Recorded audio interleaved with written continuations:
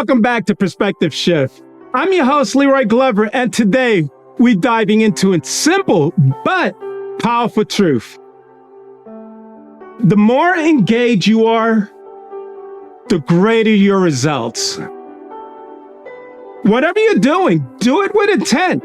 This principle applies to every aspect of life, your career, relationships, and personal growth.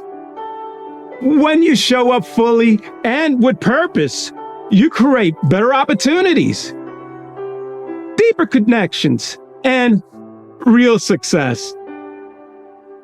Your benefits from today's episode? By the end of our discussion, you'll understand how engagement and intentionality can transform the way you work. Interact and achieve your goals.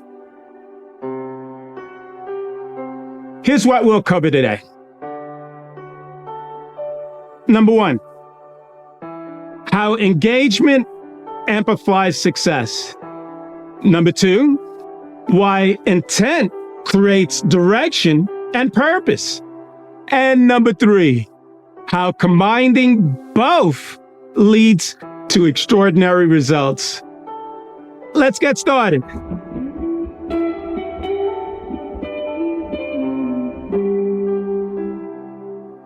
Number one, how engagement amplifies success. Let's start with engagement. Think of any high performer, an athlete, an entrepreneur, or artist. What do they all have in common? They're fully invested in their craft. Great example, Serena Williams didn't just play tennis, she mastered it. She analyzed every move, maintained laser focus, and put in relentless effort. That level of engagement is why she dominated her field. In contrast, when people approach things half-heartedly, whether it's a job, a project, or a relationship, they get half-hearted results. Here's a question to ask yourself. Are you truly engaged in what you do, or are you just going through the motions? Here's a suggestion. This week or after this video, take one area of your life, work, personal projects, or a relationship, and commit to showing up with full engagement. Notice the difference. Number two, why intent creates direction and purpose. Being engaged is powerful, but engagement without direct direction is wasted energy. An example, imagine someone waking up early, working long hours, but with no clear goal. They're busy, but are they actually progressing? Probably not. Successful people don't just work hard, they work with intent. They set clear goals, make deliberate choices, and move with purpose.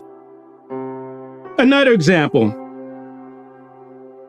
Elon Musk didn't just build companies. He had a mission.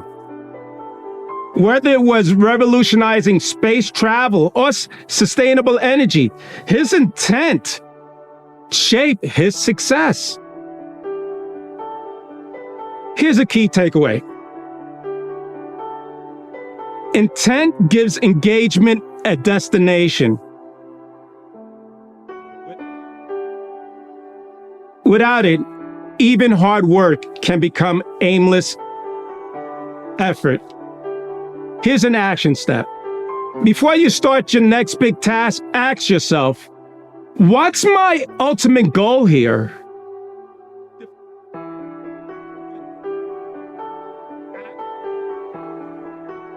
Define your purpose, then act with intent. Number 3, how engagement plus intent creates extraordinary results. When you combine engagement, focus with intent, direction, that's where transformation happens. Example, imagine 2 people at the same company. One just does their job, the other actively learns, contributes, and seeks growth. Who gets promoted? Who gets noticed? Who creates opportunities? Success isn't just about talent. It's about showing up fully and knowing why you're showing up. Here's a takeaway. Engagement fuels action, and intent guides it towards meaningful results. Let's highlight this. Find one area in your life where you can combine full engagement with clear intent. Watch how your results shift. So let's highlight what we went through. Number 1, engagement amplifies success. Number 2, intent gives direction and purpose. And number 3, the combination of both leads to extraordinary results. Here's a suggestion. This week, be intentional about everything you do. Engage fully, set clear goals, and see the difference it makes. Thank you for tuning in to Perspective Shift. If today's episode resonated with you, please share it with someone who could benefit from it. I'll see you next time. Okay, so have you ever had like one of those days where you're scrolling through social media and like afterward you feel kind of weird about yourself? Oh yeah, definitely. Yeah, like maybe a little less than. You know what I mean? So today we're gonna like dive deep into how social media can really mess with our self-image, and to do that we're gonna use this concept called the looking glass self. You've ever heard of that? Yeah, a little bit. Okay, cool. So we found this really interesting YouTube video called Social Media Mirror to Your Soul. It's by this creator called Useful Words, and they do like these really insightful videos about like, the psychology of social media and stuff. That's cool. Yeah. So yeah, we're gonna unpack all of this. So basically, the looking glass self, it's this idea that like how we see ourselves, it's really based on how we think other people see us. Right. Not necessarily like how they actually see us, but like our perception of it. Yeah, it's all about perception. Totally. So can you kind of like break down like what exactly that means, like in a practical sense? Sure. So basically, the looking glass self, it's this idea that we kind of build our identities based on, the feedback we get from others. And this isn't just a social media thing. Like this goes way back, even before the internet. Yeah, right. Like imagine way back in the day, you're at a party or something and you're worried about how you're coming across to people you know. Yeah. Are they judging your outfit? Are they thinking you're awkward? It's those kind of things. Yeah, totally. And I feel like that makes sense. Like as humans, we're like social creatures. Yeah. And like we crave that acceptance from others. Exactly. But like you were saying, it's not just a social media thing, but then it feels like social media kind of like cranks the volume way up on all of that. Oh, for sure. It's like social media takes that whole looking glass self thing and puts it on steroids, So like suddenly it's not just a few people at a party. It's like potentially thousands of people, judging every photo, every comment you post. Yeah. It's like this constant feedback loop. Yeah, and it's like, it's so easy to get caught up in that, you know? Like you see all these perfect pictures and these perfect lives and you start comparing yourself and feeling like you don't measure up. Exactly. And that's where it can get really tricky because, social media, it's all about presenting this idealized version of ourselves, right? Right. It's like we're all curating these highlight reels. And when you're constantly comparing yourself to that, it can really mess with your self-esteem. It's like we're holding ourselves up against highlight reels 24/7. Exactly. No wonder it gets to us. Yeah, and it can manifest in all sorts of ways, Like you might start feeling insecure about your appearance or your relationships or even your career. It's like this constant pressure to be perfect. Yeah, totally. Like I know for me, like I catch myself comparing my everyday life to like someone's amazing vacation photos. And I'm like, why am I not doing that? Exactly. Yeah. So easy to fall into that trap. But the video does say that it's not like all doom and gloom. Oh, right. Right. It's not all bad. Like there's also this aspect of like, when you get those likes and comments, it's like this little dopamine rush. Oh, yeah, for sure. It's like a virtual high five, you know? And it can feel really good. Totally. And, it's not just about like superficial stuff either. Right. Like think about artists getting feedback on their work or people supporting each other through like, fitness journeys or something.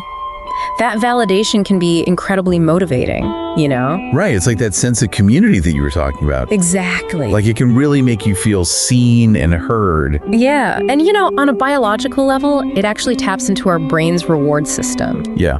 So like when you get those likes and comments, your brain releases dopamine, which is this feel-good chemical. Yeah. And that reinforces those behaviors. So we're like programmed to like want that validation. In a way, yeah. It's like this cycle, You post something, you get positive feedback, you feel good, and then you want to do it again. And that's where it can become kind of tricky. Yeah, so that makes sense. But then like, where's the line? Right. Like if we're constantly like chasing that dopamine hit, are we all just becoming like, social media addicts? That's the $1 million question, and there's no easy answer. Yeah. I think it's important to like be really mindful of, when that cycle becomes less about like genuine connection and more about just chasing validation. Right. Like, are you posting something because you genuinely want to share it with people, or are you posting it just for the likes? Yeah, it's all about the intention. Exactly. That self-awareness is key to finding a healthy relationship with social media. Yeah, and that's such a good point. And it's not all bad, right? Like the video also talks about how social media can be like this amazing tool for like, finding your tribe. Oh yeah, absolutely. Like finding those people who like get you, even if they're like across the world. It's amazing, right? Yeah. Like for me, I'm really into vintage typewriters. Oh, wow. I know, right? It's not exactly like the most mainstream hobby. Yeah. But like online, there are like whole communities dedicated to it. Right. Yeah. And it's so cool to like connect with people who share that passion, like who get it. That's so cool. Yeah. And that sense of belonging is like fundamental to our well-being, Totally. Like social media at its best can connect people who share interests, provide support during tough times, celebrate each other's wins. And that sense of community can have a huge impact on mental health. Oh yeah, for sure. Like I know so many people who have like, found support groups online or like connected with people who are going through similar things. And it's like made such a difference in their lives. It's incredible. Yeah. But then there's also like the flip side of that, right? Right. Like the video mentioned this whole echo chamber thing. Yeah. And I'm not sure I totally get what that means. Okay, so an echo chamber, it's like being in a room where only your own opinions and beliefs are reflected back at you, Yeah. So like you're surrounded by people who agree with you, and anyone who has a different opinion, they get like shut out. And this can happen a lot online, Yeah. Like in online communities where the algorithms are designed to like feed you more of what you already like and agree with. Well, this was like reinforcing your existing biases. Exactly. And it makes it harder to see other perspectives and to engage in like, healthy debate and discussion. Right. So it's like you're kind of living in this bubble. Exactly. Where everyone's just like agreeing with you all the time. Yeah. And that can be really dangerous because it can lead to like, extremism and polarization. Oh yeah, for sure. Like if you're only ever exposed to one side of the story, then, it's easy to start thinking that that's the only truth. Exactly. And that can have like real world consequences, Absolutely. But, the video also talks about how social media can be like this amazing platform for change. Oh, yeah. Like you think about all those body positivity accounts and like mental health advocates and like, people using their voice to speak out against injustice. It's like pretty inspiring to see everyday people making a difference. It's amazing, right? That ability to connect and share stories and amplify voices, it's incredibly powerful. Totally. But I guess like anything, it's a double-edged sword, right? Exactly, right? Like that same platform can also be used for harmful purposes. Yeah. Think about the spread of misinformation online, cyberbullying, all the manipulation we see with like targeted advertising. It's like this constant tension between the good and the bad. Right. And it's up to us to like, be aware of that and to use it responsibly. Absolutely. So I think like one of the biggest takeaways from all of this is that social media, it's like this really powerful tool that can be used for good or for bad. Right. It can connect us, it can inspire us, it can give us a platform to share our voices. Yeah. But it can also distort our reality and feed our insecurities. Yeah, it's all about being aware of the effects, Exactly. both the positive and the negative. Like as you're scrolling through your feeds, just take a moment to like check in with yourself, Ask yourself, like, how is this making me feel? Am I using social media to build myself up or to tear myself down? Yeah, because ultimately the choice is ours. Exactly. We have the power to decide how we let social media affect us. That's a really good point. So thanks for breaking all that down. That was super helpful. Of course. It was great chatting with you. Yeah, me too. All right, well, that's it for our deep dive into the looking glass self and social media. Thanks for tuning in. Thanks for having me.